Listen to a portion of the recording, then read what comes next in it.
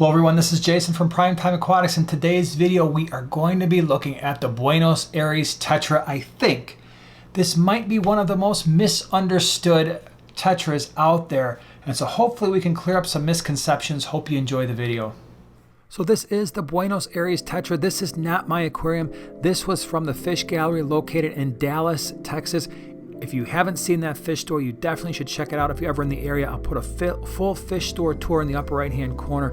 But this was a great tank. As soon as I saw it, I knew I needed to do a species profile on the Buenos Aires Tetra, a fish we have kept in our fish room a number of times and have had him in our fish room for very long periods of time throughout the past. Now, this was a large tank. I think it was somewhere around 150, 180 gallons or so, and it was a great way to keep the Buenos Aires Tetra. As the name implies, this is a fish that is from South America. You find them in Argentina and Brazil and Paraguay, where the water there is going to be on the neutral to acidic side. It's going to be a little bit on the softer side.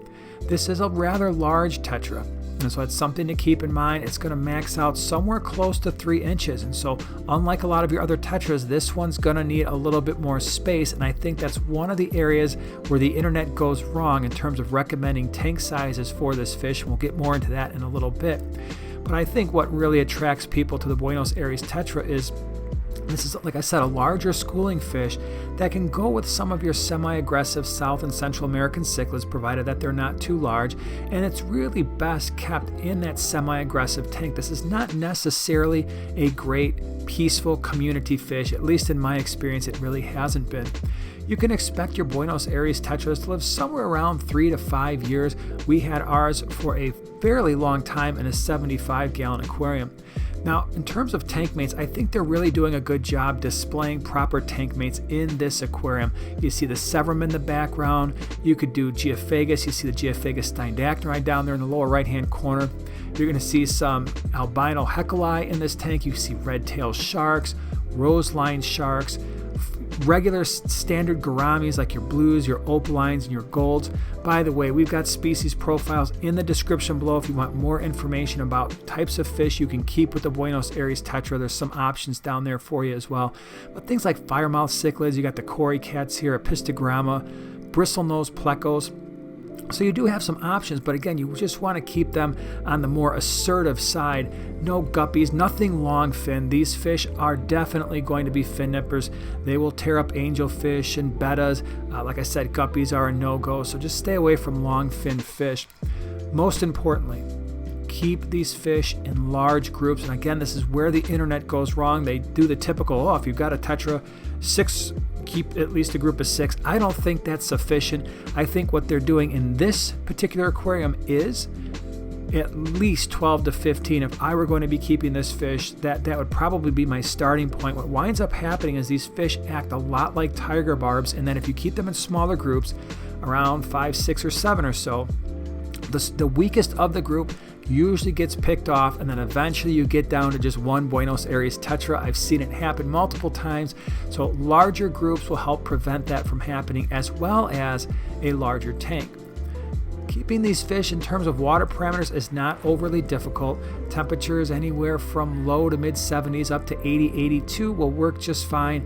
pH from the mid 6s, we've kept them as high as a pH of 8.2 with no issues at all. Water hardness, you can go into the low single digits all the way up to 12 to 15 degrees on your GH and KH. They don't seem to mind it.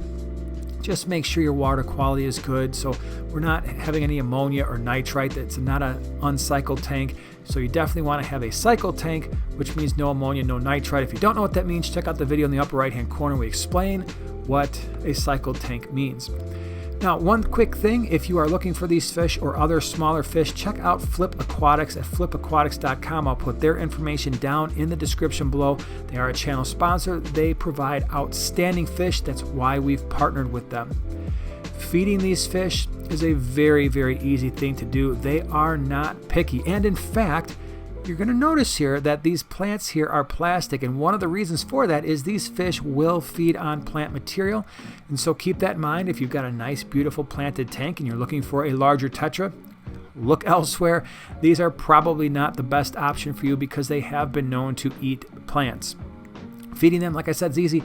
We feed our fish exclusively North Fin foods, so North Fin flakes and pellets, and they will eat any of them, from the the kelp wafers to the kelp flakes, cichlid flakes, community flakes, they don't seem to mind. They're really relatively easy to feed. They will eat frozen brine shrimp. They will eat frozen bloodworms. So feeding them is not going to be an issue at all. Now, when it comes to the tank size, the size of the aquarium, again, this is where I'm going to differ from a lot of the advice that you're going to see on the internet, which typically says a 29 or 30 gallon is sufficient. I don't think that's anywhere close to being sufficient long term for a large group of these fish for a number of reasons. One, I've already mentioned these are fin nipping fish that can be somewhat aggressive towards each other and other fish.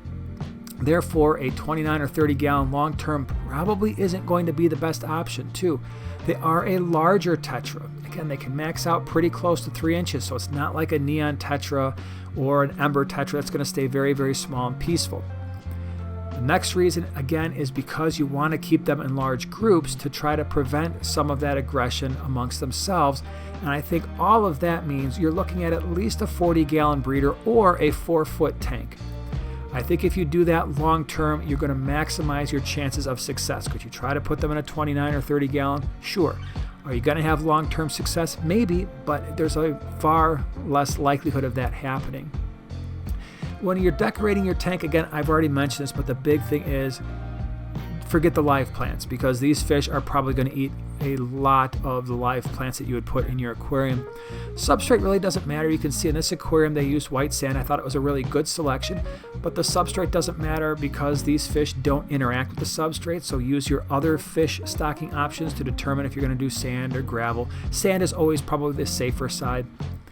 In terms of the color of the substrate or the background, that's not going to matter either, because these fish really don't change color much depending on the substrate. I've had them on black gravel, I've had them on lighter colored sand like you're seeing here, and they pretty much look the same either way. They will appreciate some open swimming space, so if you're going to add rocks and you're going to add driftwood and plastic caves and things like that, that's fine.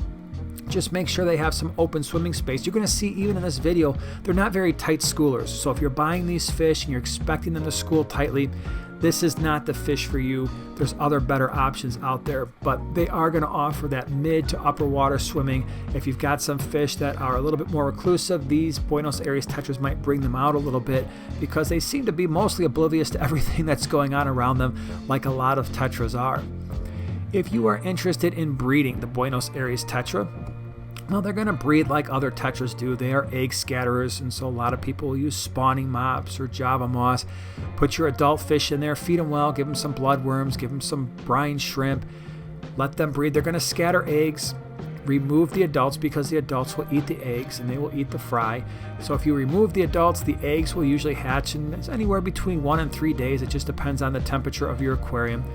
The fry are going to be very, very tiny, as most tetra fry are, and so you're going to need some infusoria or some specialized fry food.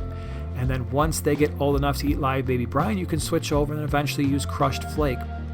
Now, they're going to have a lot of babies, so I mean, they could have hundreds, if not more, so it's just something to keep in mind. And if you were to breed them, they're not exactly the easiest fish to sell because of their requirements. So that's the Buenos Aires Tetra. It's a great fish, especially, like I said, if you've got that somewhat larger, semi-aggressive aquarium already happening, if you want something for the middle of the aquarium and you want some action, this could be a good fish. Just please, again, keep in mind that keeping these fish with long fin fish, probably not the best idea. Again, if you want more information about tank mates, check out the description below. There'll be a lot more information for you there. Thanks for watching, and we'll see you in the next one.